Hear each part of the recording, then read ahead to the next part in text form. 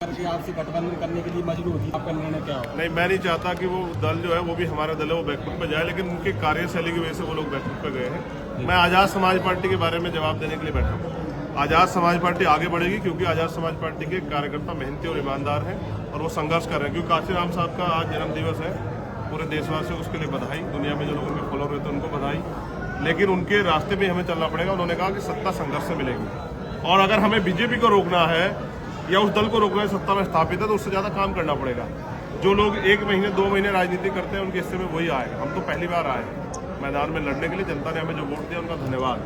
हम 24 घंटे 5 साल राजनीति करके लोगों के बीच में रह के अपने आंदोलन को मजबूत किया। चंद्रशेखर, बीजेपी ने जो टाइम जो आगे बढ़वाया है चुनाव, उससे आपको फायदा होगा या नुकसान होगा? भाई हमें तैयारी करनी है, जहाँ जहाँ हमारी तैयारी हुई है वो तैयारी और आगे बढ़ेगी।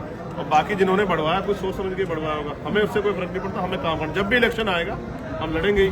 तो हमें भी समय मिला क्योंकि हम मैदान में उतरने वाले हैं। तो मैंने तो कहा ना, आप मुझे गलियों में दिल्ली की घूमते देख रहे हैं। पार्टी के क्या उद्देश्य रहेंगे सर?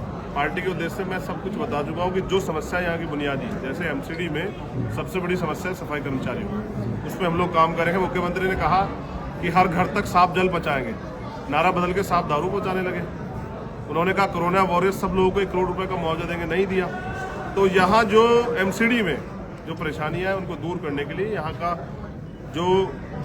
की जो टीम है उन्होंने मेहनत की है। वो चाहते हैं एमसीडी में आज़ाद समाज पार्टी प्रति उतरे और जीते और वहाँ की समस्याओं को, चाहे वो सड़क की हो या पानी की हो या बिजली की हो या टैक्स की हो, सब चीज़ों पे काम करें।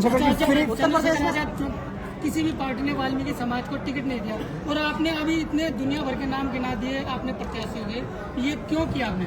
देखिए, मैं समझता हूँ कि जिसकी इतनी संख्या बढ़ी उसकी इतनी हिस्सेदारी। जिनका यहाँ मुख्यमंत्री होना चाहिए था, अगर उनका पार्षद बन रहा तो इस बात को नाराज नहीं होना चाहिए, खुश होना चाहिए कि जिनकी भागीदारी, जिनके वोट ज्यादा उनको ज्यादा टिकट दिए गए हैं। और मेरा प्रयास रहेगा कि बहुजन समाज के जितने भी लोग जातियाँ हैं उन सबको टिकट मिले, क्योंकि जिनकी संख्या भी कम है उनको भी हमें आगे बढ़ाना है, उनका भी हाथ पकड़ना है।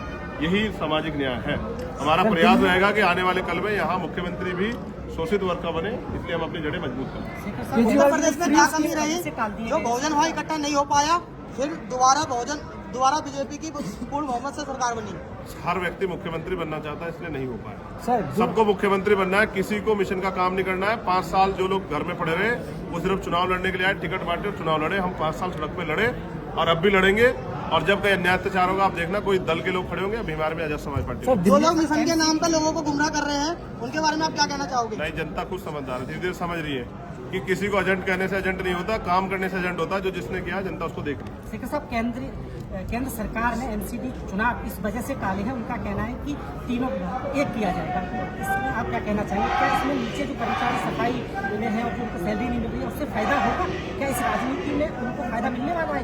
देखिए, उन दलों की जिनकी बात आप कर रहे हैं वो सिर्फ हमारे पैर धोते हैं क्योंकि उनको हमारी वोट चाहिए। उनको कभी उनके एजेंडे में हमारी समस्या रही नहीं। तो हमें अपनी समस्याओं की जानकारी खुद, और अब हमने अपनी लड़ाई को अपने कंधों पर उठाने का फैसला लिया है जीते जी। तो इसलिए चुनाव जब भी होंगे हमारे प्रत्याशी मजबूत से लड़ेंगे और हमें उनको जीतने के लिए जो भी मदद हमारे तरफ से होगी उसके लिए हम लोग सड़कों पर रहेंगे, आंदोलन करेंगे, गली गली जाकर लोगों को अपील करेंगे। सफाई कर्मचारियों का कितना समर्थन आपकी पार्टी को मिल रहा है? ये समय बताएगा, अभी तो हम लोग काम करें। सर, दिल्ली में जो फ्री उन्होंने तो सबको बनाया, अब मैं उनसे अपील करूंगा खुद को ही बना लो। कब तक दूसरों के हाथ फैलाते रहोगे?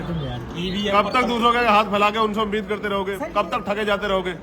कभी तो अपनी लड़ाई को समझो, कभी तो अपनी लड़ाई को आगे बढ़ाओ, अपने पैरों पे खड़े होने का प्रयास करो। जिनके भरोसे उन्होंने ठगाया, अब ठगे ना जाए, इसलिए कह रहा हूँ तैयार हो जाए। सर, दिल्ली में लगातार जो फ्री स्कीम चल रही है, अरविंद केजरीवाल फ्री बस सेवा, फ्री राशन सब कुछ चला रहे, तो आज़ाद समाज पार्टी क्या स्कीम लेकर आने वाली जनता? हम अपने लोगों को पैरों पे खड़ा होना सिखाएंगे। हाँ।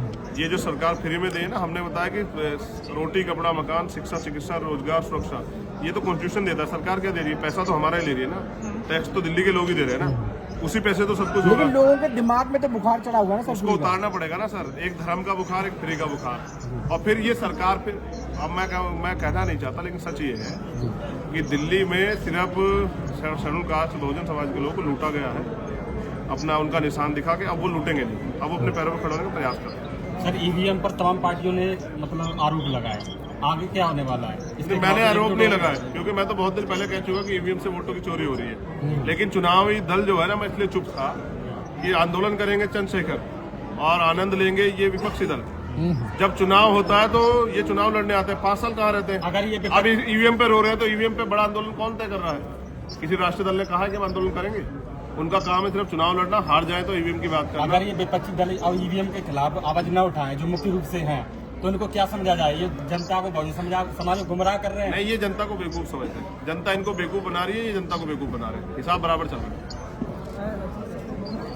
आंदोलन है ठेकेदारी हटाओ मोर्चा, मैं उसका समर्थन करता हूँ। आप समर्थन उनकी मांगों का पूरा समर्थन एक चीज है, और है, वो हम अपने मैनिफेस्टो में भी डालेंगे। जो अधिकारी है वो बात नहीं करना चाह रहे, उनका ये कहना, मैं कवर कर रहा हूँ, उनका कहना है कि हमारे पास जीती हुई यूनियन है, हम उससे बात करेंगे, इनसे क्यों बात करें? हाँ, इसीलिए हम एमसीडी में अपने जीते हुए लोग भेजेंगे जिनसे बात करनी पड़ेगी, जो कॉलर पकड़ के बात करना जानते हैं। इसलिए हम चाहते हैं कि एमसीडी ये अधिकारी बात करें, इसलिए अधिकारियों को चलाने वाले लोग तैयार करने पड़ेंगे। वही तैयार करने का काम एमसीडी के जरिए हम अपनी जड़ें जो है मजबूत कर रहे हैं दिल्ली में। इस बार फिर विधानसभा चुनाव भी आएगा, लोकसभा चुनाव भी आएगा, हमें वो भी लड़ना है। इस बार उम्मीद है एमसीडी में रिजल्ट आपकी आएगा। पार्टी हाँ, करेगी। जीतेगी, मेहनत करेगी, जो मेहनत करेगा वो जीतेगा। पर ये जो भीड़ है, इसमें सवाल ये था कि ये भीड़ वोट में क्यों तक नहीं हो पाती? आपकी भीड़ अच्छी खासी और आपके प्रति लोगों का भरोसा भी बहुत है। ये भरोसा कहाँ टूटता है आपके जब वोट? एक ही तो चुनाव लड़े हैं, आप तो ऐसे कर रहे हैं जैसे 20 चुनाव हार गए। आपके बाल सफेद हो गए। ये आप इस बात का आइडिया लगाए कि ये लोग अपना समय छोड़ के जो आए हैं, ये हमसे मोहब्बत करते हैं और ये चाहते हैं कि चंद्रशेखर जमीनी तौर पे काम करके हमारे साथ खड़े होकर हमें भरोसा दिलाए कि वो हमसे निराश नहीं करेंगे, जैसे दूसरे लोगों को धोखा दिया। तो अब धोखा देने वाले को भरोसे ये लोग नहीं रहेंगे। अब हमारा प्रयास है कि हम काम करें और उनके भरोसे को जीतें। एक चीज और, ये दलित कम्युनिटी बहुत बड़ी है और आपको इनको भीड़ नहीं कहना चाहिए, डिवाइड हो ये जाता मालिक है। यही तो लोग बनाते हैं। नहीं, बिल्कुल मैं ये कह रहा हूँ कि ये लोग डिवाइड हो जाते हैं, वोट कई पार्टियां आ जाती हैं अलग अलग, इन्हें कुछ बताती हैं और ये डिवाइड हो जाते हैं। एक साथ क्यों नहीं आ पा रहा है? आप बताओ, एमसीडी में पहले सरकार कब आई थी? शोषित वर्ग के लोगों की, इसकी शोषित वर्ग के लोगों की सरकार कब आई थी? बहुजन समाज की। एमसीडी में नहीं आई। तो जो लोग, जिन लोगों की वैसे नहीं है, उनसे सवाल पूछने चाहिए। मैं तो अभी आया हूँ, मैं तो प्रयास कर रहा हूँ कि नहीं, एकजुट आप करूँ। लोगों को जोड़ने की बात हाँ, कर रहे हैं। नहीं, हम संगठन के तौर पे इनको जोड़ रहे हैं, इकट्ठा कर रहे हैं और संगठन के तौर पे जोड़ के, और हम मेहनत करने वाले लोग हैं, तो हमें विश्वास है कि जैसा काम हम कर रहे हैं, अगर हमारे कार्यकर्ता उसका आधा काम भी करेंगे तो हमारी ताकत जो है ना बढ़ जाएगी। और मैं समझता हूँ कि अब लोग ठेकेदारों के भरोसे ना रहे और ना बहुजन समाज बिकेगा, ना बिकने देगा, और वो अपनी लड़ाई अपने कंधों पे लड़ेगा। धन्यवाद। लास्ट में एक सवाल, बहुत आज धन्यवाद। मान्यवर काशीराम जी का जन्म जयंती है, उसके बारे में आप क्या कहना चाहोगे? देखिए, मान्यवर काशीराम साहब ने एक नारा दिया कि नोटों वाला हारेगा, वोटों वाला जीतेगा। लेकिन अब क्या है, मैं खुद चुनाव लड़ के आया हूँ, पैसे आधारित चुनाव है, गरीब का बेटा लड़ ही नहीं सकता है। गरीब का बेटा लड़ेगा तो मैंने मीडिया ने दिखाया, मैं 7 दिन तक सड़कों पे वहां अपील करता हूँ, घुमा। एक अखबार ने नहीं छापा, एक टीवी ने नहीं दिखाया।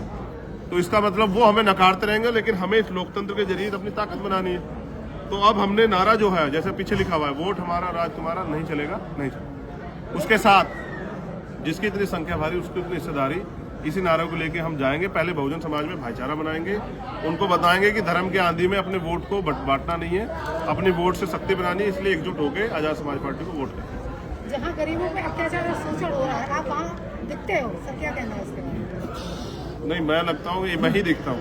नहीं, आप दिखते हो सर, सोशल एक मीडिया ही नाम होता है हर जगह, वो भी चंद्रशेखर आजाद। नहीं, मेरा काम है और हमारे अध्यक्ष जी बैठे हैं, हम सब लोग करते हैं। चंद्रशेखर तो सिर्फ अभी, क्योंकि चंद्रशेखर जिम्मेदार दी गई, बाकी बीमार में आजाद समाज पार्टी के कार्यकर्ता उतना ही समर्पित जितना मैं, और वो काम करता है। उसी की वजह से मेरे जैसे गरीब को पहचान मिली। आज अगर एक गरीब का बेटा यहाँ दिल्ली में बैठा हुआ है इस ऑडिटोरियम में, तो बाबा साहब अम्बेडकर की देन, और अगर राजनीति कर रहा है तो मान्यवर साहब काशीराम। तो दोनों महापुरुषों का जो आंदोलन है उसको मंजिल तक पहुंचाना है। यहाँ एक कुर्सी है, इसमें थोड़ी दूर पे ही 7 रेसकोर्स रोड पे, उस पर हमारी नजर है। जितना जल्दी समाज तैयार हो, उतना जल्दी हम लोग उसकी तरफ को आगे बढ़े। और जिस दिन यहाँ उस कुर्सी पे हमारा व्यक्ति बैठेगा इस विचारधारा का, उस दिन ये देश खुशहाल होगा, उस दिन संविधान पूर्ण रूप से लागू होगा। धन्यवाद।